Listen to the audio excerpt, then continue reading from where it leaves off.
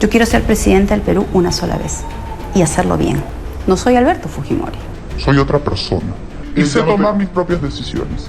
Y si tengo la confianza del pueblo peruano de llegar a Palacio de Gobierno, soy yo la que voy a gobernar. Una vez más, Keiko Fujimori pretende ser la presidenta del Perú. Pero la historia reciente nos recuerda que no hace falta ceñirse la banda presidencial para gobernar un país. Yo les quiero decir que quiero ser presidenta, primero para gobernar como lo hizo mi padre. Estos son los impactos que su gobierno congresal nos ha dejado durante la última década. Desde que Keiko perdió las elecciones ante PPK en 2016 y logró meter a 73 congresistas, las crisis en el Perú se acentuaron con el cambio de 8 presidentes, el cierre del Congreso, protestas, represiones, muertes, remoción de ministros y hasta despilfarros en el gasto público. Una década perdida que afectó la vida de millones de peruanos, sumiendo al país en una espiral de inestabilidad institucional.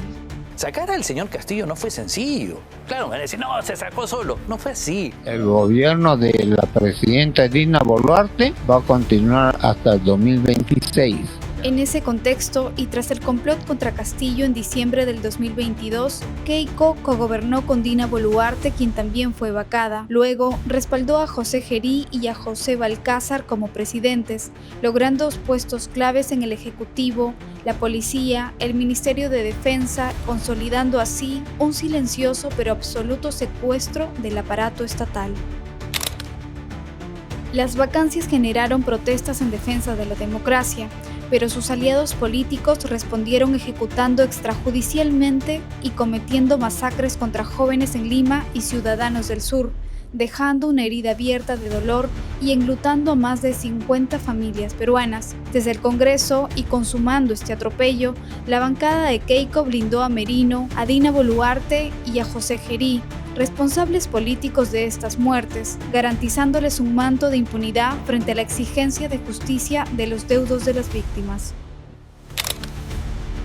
Desde el Congreso, Keiko consolidó un pacto mafioso con otros partidos y un cogobierno con el Ejecutivo.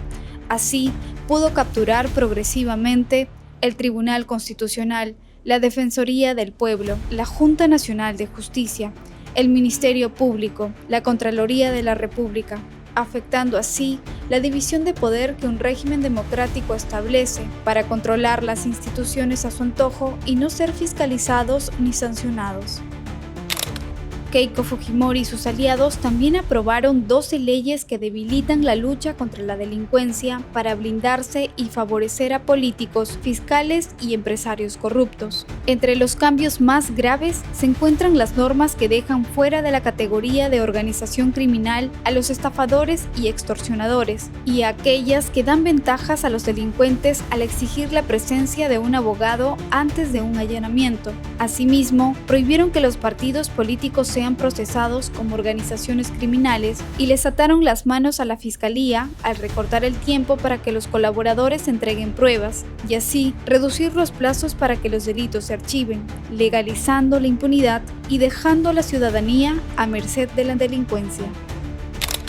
Los congresistas de Keiko y sus aliados aprobaron 53 cambios constitucionales de madrugada y sin opinión técnica, tales como la reelección de congresistas, la instalación de un Senado con más poder que el Ejecutivo, eliminó el uso de la cuestión de confianza por el Ejecutivo, entre otros cambios que ya se pusieron en práctica en estas elecciones, configurando un traje a la medida para perpetuarse en el poder de espaldas al pueblo.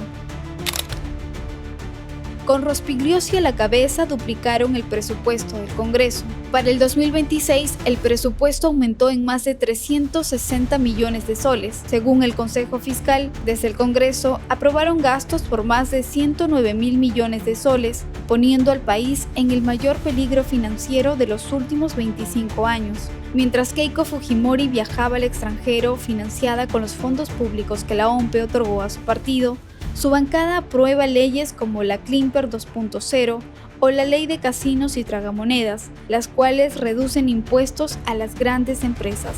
Todo esto ocurre mientras el ciudadano de a pie sigue asfixiado pagando el 18% del impuesto general a las ventas, una realidad indignante si se toma en cuenta que el 25% de los peruanos vive en la pobreza.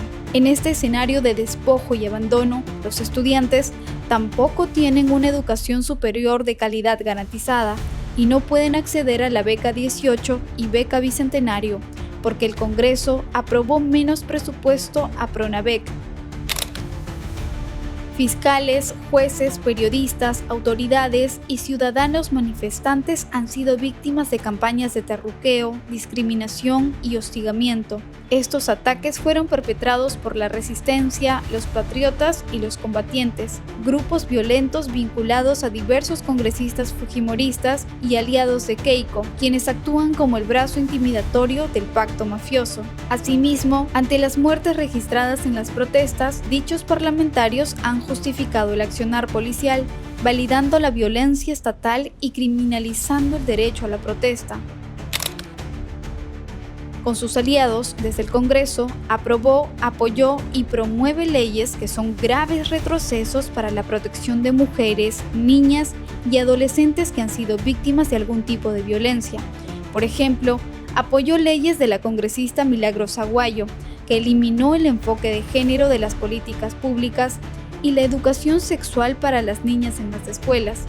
Asimismo, apoya proyectos de ley para sancionar a las mujeres que denuncian violencia y que buscan eliminar el feminicidio como delito, dejando a las mujeres peruanas en un estado de total desamparo y vulnerabilidad ante sus agresores.